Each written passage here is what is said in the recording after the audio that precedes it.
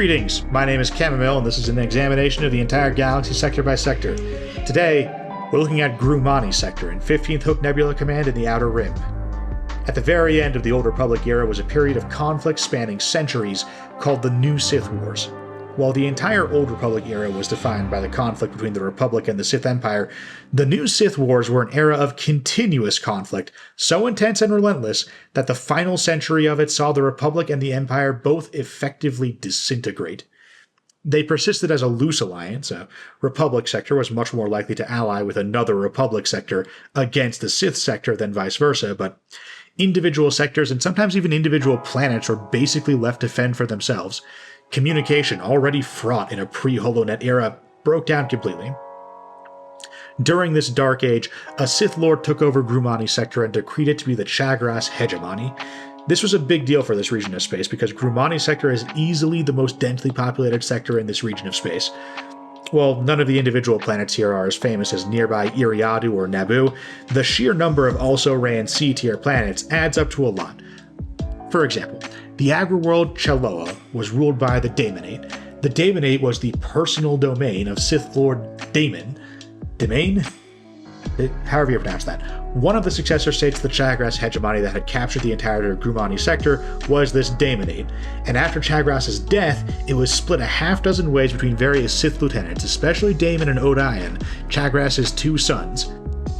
The Daemonate discovered Chaloa had a large supply of beradium, an explosive used for the manufacturing of, most famously, thermal detonators, and most importantly, artillery rounds. Nothing eats up artillery rounds like a full-scale war, and the Daemonate was fighting other Chagras successor states like the Odionate. The Chaloa Resistance, another pro-Republic faction, got word out to the Jedi Master Vanar Treese, one of Grumani Sector's Knights Errant, Jedi heroes who wandered the sector, fighting the Sith forces there for the decades of chaos following the establishment and subsequent disintegration of the Chagras hegemony. Vanar Treese rallied the resistance and disrupted the extraction. The Sith forces of the Odionate invaded the world to try and secure the resource for themselves, and Sith Lord Daemon rigged the mines to detonate, ruining the entire planet and wiping out a considerable chunk of Odionate forces. Odion countered with a covert bombing attack on Daemon's capital world of Darknell, which convinced Daemon to keep pushing on the weakened Odion in hopes of finishing his brother off. This led to a deal between Daemon and the Quermian Sith Lord Bactra that took place on planet Gazari, only to be interrupted by Odion, who was hoping to destroy the Alliance before it could properly mass its forces. During the battle, Daemon and Odion's mother convinced them to unite against Bactra and keep the sector in the family. Bactra's entire army was wiped out by the betrayal. He retreated to his capital planet of Jutrind, and Odion pursued him there and finished him off. The entire Bactranate was sliced up between the other Sith Lords of the sector. Aquilars Minor was an ocean planet ruled by the Daemonate. Grace Command, a Republic-aligned force originally from Alderaan, started running deluge spice to Aquilars to destabilize the planet and weaken the Daemonate.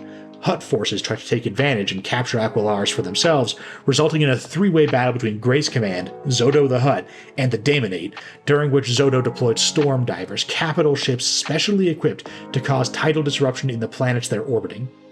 Aquilars being primarily an ocean planet, it was utterly devastated by the storm divers. Satisfied the world was well and truly pummeled into irrelevance, and having secured a supply of the deluge spice, Zodo the Hutt retreated, and Republic forces were ultimately able to recapture the planet. Legend has it that John Devad, fighter ace and leader of Grace Command's Devil Squadron of snub fighters, sabotaged the deluge spice supplies to keep them out of the hands of both Zodo the Hutt and his own commanders in Grace Command. Zodo went on to attack Darknell with his storm divers, but he got completely wrecked, captured, and killed by the Sith Lord Daemon.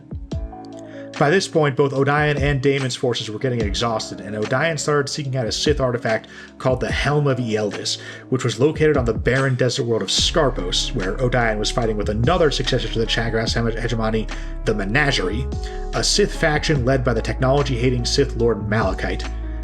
Odion hoped to use the helm as an amplifier for the dark side of the Force to drive everyone in the entire galaxy homicidally insane, causing everyone to kill everyone else so that at long last Odion would be the only living thing in the galaxy, and he would never have to sense anyone else's thoughts ever again. Daemon invaded the planet to try and keep the helm from Odion, but too late. Odion used its powers to drive the entire planet into a homicidal frenzy, destroying all three armies. Odion used the children in his cloisters, a fucked up Sith child-rearing scheme that this video is already too long to get into, as fuel for the Helm, to drive the entire sector mad, causing sudden homicidal rampages in a 1,000 light-year radius, and the remaining Sith forces in the sector came down and wiped him out with whatever forces they had, which were able to resist the corruption of the Helm. Fortunately, Odion had just barely finished killing the vast majority of his own forces in the Scarpos frenzy, but even so, killing Odion might not have been possible without defections from within his own forces, and a Jedi infiltrator. That Jedi infiltrator was Cara Holt, and the Odionade wasn't the only Sith domain she brought down in Grumani Sector. If there's one Knight Errant in this sector, it's her. The diarchy was ruled by young twin children of Sith Lord Chagras. Their regent, the Kravaki Kalician, convinced these two twins to split off as the Chagras hegemony was disintegrating, and shipped in several thousand Selegians, whose unique physiology allowed the twins to use them as relays in a vast telepathic network that they could use to dominate the entire population of their capital planet of Bylura through the dark side of the Force. Using this supernaturally unitary state, the twins and their regent began amassing a fleet to invade the Daemonate. When Cara Holt checked in and discovered what was happening, she wound up in a duel with the twins and managed to kidnap Quillan, the boy of the pair.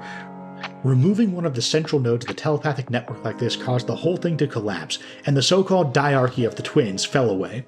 Their older sister, Sith Lord Arcadia, took advantage of the chaos to annex the planet. Arcadia brought the Jedi Cara Holt to her capital, the underground city of Kalimandreda on the ice world of Syned, and tried to convince Cara to help her defeat the other Sith in the sector. Cara ultimately refused, and the ensuing lightsaber duel was inconclusive due to an artillery barrage from Cara's mercenary allies dividing the two duelists from one another, but you can draw your own conclusions about which way that fight had been going from the fact that Cara's allies decided that lobbing artillery into a melee would be an improvement. And these are just the big stories. Heptuine was one of the launch pads for Republic exploration and colonization of this region of space in the early Republic era. Nothing super exciting ever happened there, but it's one of the oldest colonized planets in the sector and has a very large population.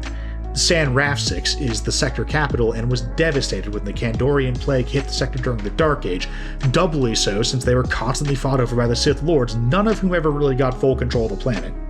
There were orbital fortresses overhead continuously, but between the plague and the many-sided nature of the conflict, the Jedi were never able to ascertain who was winning down on the surface. The Children of Mani were a religious sect who colonized the planet Kamasto and wound up in a civil war during the Republic Dark Age despite their inhospitable planet getting them passed over by the greater conflict between the Sith.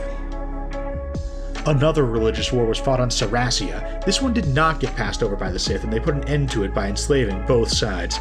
One of the Daemonade planets was Neelash III, where Daemon had commissioned statues of himself plated in cortosis so that lightsabers couldn't be used to decapitate them. And when Cara Holt visited and liberated the slaves there, she made a point of getting a heavy mining laser into the main plaza so she could drill through the necks of all the cortosis-plated statues and decapitate them anyway. The Samhari are an alleged near-human species native to the forest planet Samhar.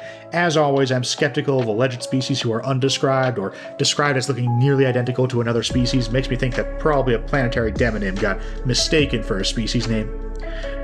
Turgamenion was a dark world, a major foundry world of the Daemonade, and a potential target for the Grace campaign, but their limited forces never got close to being able to crack it. There's a reason why the Grace campaign resorted to underhanded tactics like flooding the sector with deluge spice. Windor is an inhospitable, sulfuric planet where Daemon and Odion fought a lot of their early battles, always inconclusively.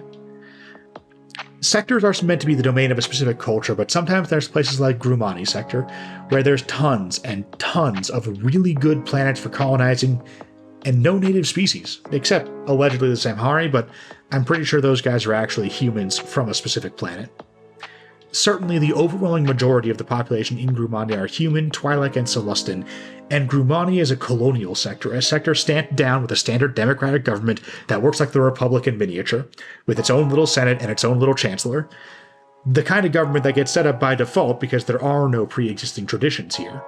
And it just so happens that there's like 9 major worlds here, which is normally great, but it did make the place a hell of a prize for the Sith during the Dark Age.